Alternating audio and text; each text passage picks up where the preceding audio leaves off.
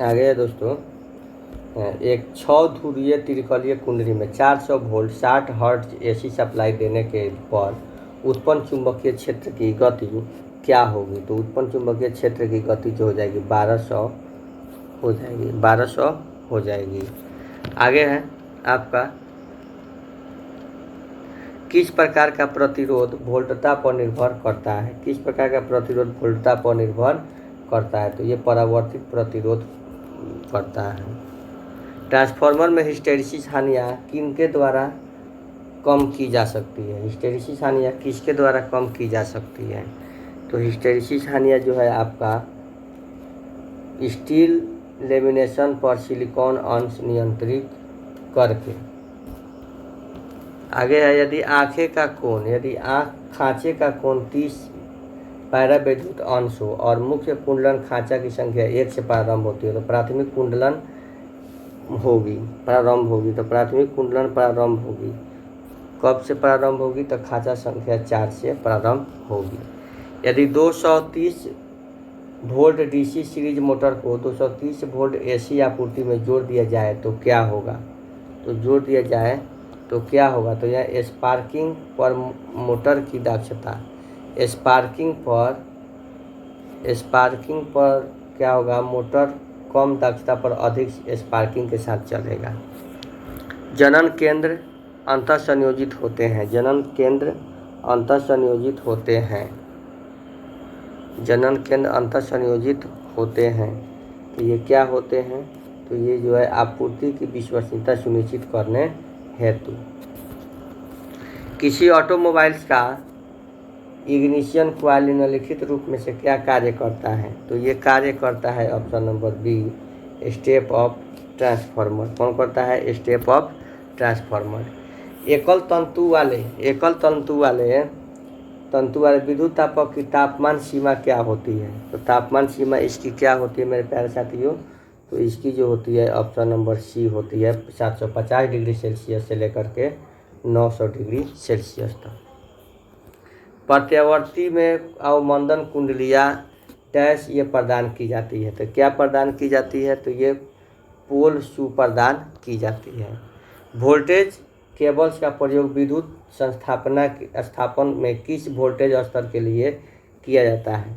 तो किस वोल्टेज स्तर के लिए किया जाता है। तो ये 22,000 वोल्ट के लिए।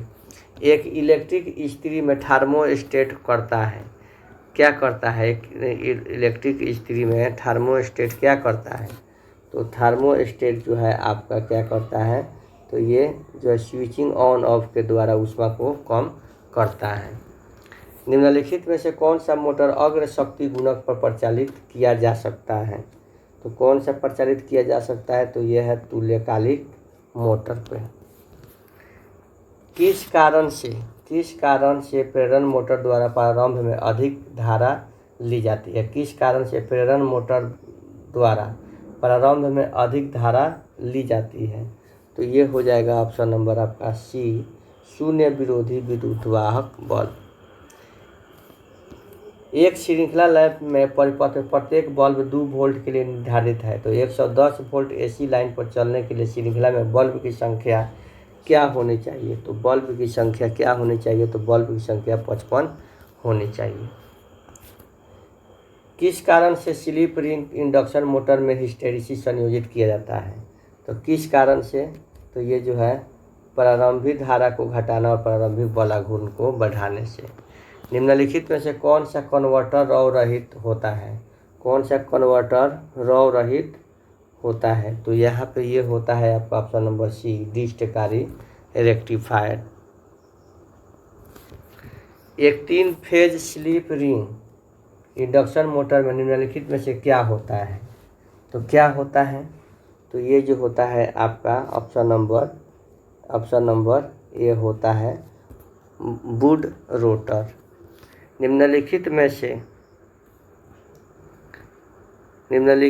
से को ध्यानपूर्वक पढ़े और फेजों की संख्या के आधार पर ट्रांसफार्मर को निम्नलिखित वर्गीकृत किया गया है। तो क्या वर्गीकृत किया गया है। तो आपका ऑप्शन नंबर बी हो जाएगा, ए और सी। 3 फेज पावर और लाइटिंग लोड के लिए केबल कोर का होना चाहिए, केबल कोर का होना चाहिए। क्या होना चाहिए? केबल कोर का, तो ये होना चाहिए आपका option number D 3.5। Cable core का होना चाहिए 3.5।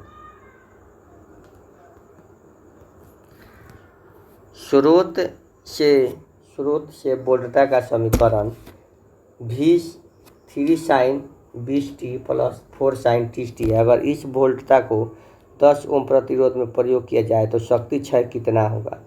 तो शक्ति क्षय जो हो जाएगा आपका ऑप्शन नंबर बी 1.25 वाट।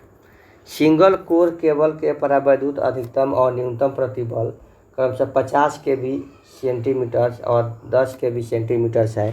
यदि कंडक्टर का व्यास 2.5 सेंटीमीटर है तो इंसुलेशन की मोटाई क्या होगी? तो इंसुलेशन की मोटाई क्या होगी? तो ये ऑप्शन नंबर आपका होगा सी 5।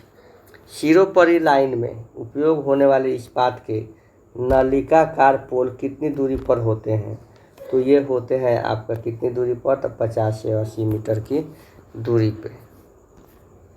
स्टेपर मोटर ज़्यादातर के लिए स्टेपर मोटर ज़्यादातर के लिए उपयोग किया जाता है। किसके लिए उपयोग किया जाता है?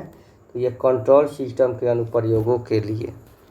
एक 8 धुरों वाले तरंग कुंडलन में जुड़े डीसी मशीन के आर्मेचर में कितने समानांतर पथ होंगे? तो कितने समानांतर पथ होंगे? तो यहाँ पे ऑप्शन नंबर हो जाएगा डी 2। इस सीरीज मनिएचर सर्किट ब्रेकर का इस्तेमाल निम्नलिखित में से किस उपकरण की सुरक्षा के लिए किया जाता है? किस उपकरण की सुरक्षा के लिए किया जाता है? तो ये हो जाएगा ऑप्शन नंबर आपका डी हो जाएगा, एयर कंडीशन के लिए। वितरण ट्रांसफार्मर का द्वितीय पक्ष को भू संयोजन कर दिया जाता है। क्या कर दिया जाता है? तो ये हो जाएगा इसका ऑप्शन नंबर सी, क्योंकि धरती मशीन और मानव जीवन को सुरक्षा प्रदान करती है, इसीलिए। यदि रिवाइंडिंग के पश्चात यह पाया जाता है कि कैपेसिटर प्रकार की टेबल फैन मोटर की घूर्णन दिशा परिवर्तित हो गई है, तो घूर्णन दिशा को पुनः परिवर्तित करने के लिए क्या किया जाना चाहिए? तो ये जो है आपका क्या किया जाना चाहिए? तो यहाँ पे जो है ऑप्शन आपका दिया हुआ है, क्या दिया हुआ है? ऑप्शन नंबर डी दिया हुआ है। ठीक है, तो आज का हमारा ये सेशन समाप्त हुआ। मिलते हैं फिर अगले वीडियो में। तब तक के लिए जय हिंद, जय भारत।